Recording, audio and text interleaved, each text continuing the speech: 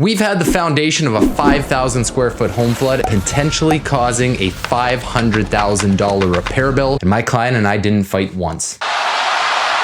First, I'll explain the top 3 things that you have to establish with your builder about communication. And then at the end of this video, I'll explain how communicating properly saved this project, saved the client money, avoided legal action, and ensured a smooth client experience in spite of it.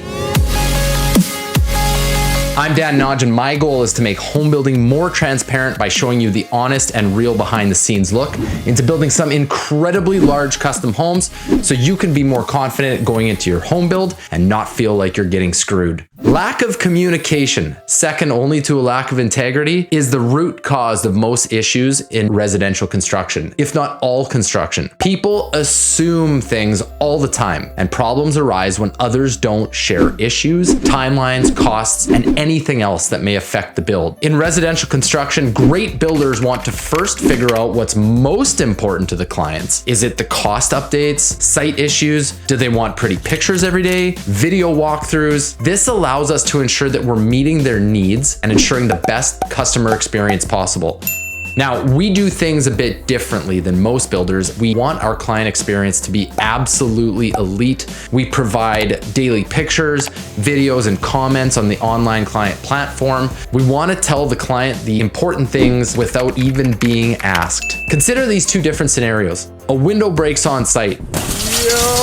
The client drives by and sees it after work one day. The client tells his wife about it, and the 2 of them start worrying about whether or not it will be replaced. This turns into anger. Well, it better be replaced. We're paying enough. Then the other one says, we're not paying for this window, and to hell with him if he thinks we're gonna pay for it. Imagine that phone call the builder gets, even if he has it all figured out already. This is the worst. Next, imagine this. On his drive home, the client receives a notification on his online portal. He pulls over and checks it. He sees a picture of it, has a description of why it happened and what the plan is to fix it, confirming that it won't cost them anything, and the schedule for repair. Can you imagine the difference between the 2? I'm not even mad. It's amazing. That's the strength of diligent communication. So first, before building, here are some questions that you should get answered in your primary builder meetings about communication. When are you going to get updates? Who's going to be speaking with you during the planning portion? What about during construction? What are they going to be telling you? Is this daily, weekly, monthly?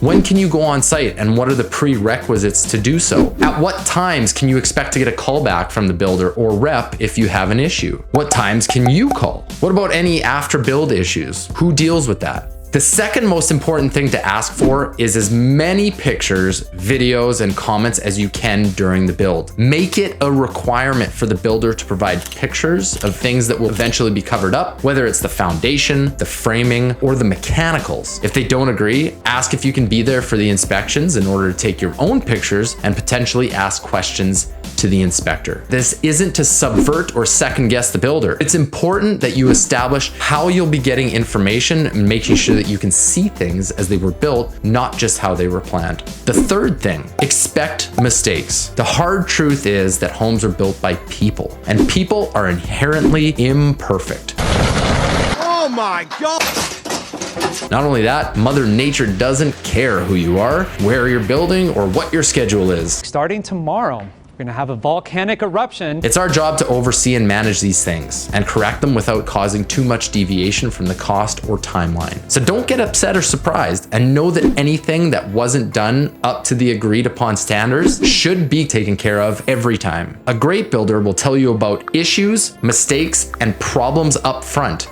and have plans to get you back on track. You and your builder should be on the same page of how things will take, how much they'll cost, to what level of quality things will be finished, and what materials will be used. Most of your questions throughout the build will center around these 3 things, so we generally want to address them before they're even asked. So what does all this do in reality? When one of our large-scale projects was flooded just after putting in the structural wood basement and all the mechanicals, we had water rising up in surrounding areas, and it started to come into our site. The local municipality didn't expect this much water and wouldn't let anyone bring in equipment to prep for it beforehand. The first thing we had to do was assess the issues, create a solution of getting and keeping the water out, Flex tape. get moving on that solution, and then communicate what happened to the owner. The inside is completely dry. Yeah, doggy! With consistent updates, both written, video, and pictures, and a clear plan communicated, this created alignment. Problems become so much bigger when communication fails, or everyone's crazy minds start creating potential stories about what's really going on. If you found this useful, make sure to check out my other videos, as well as subscribe and click on my notification for my channel so you get the newest videos as soon as they come out.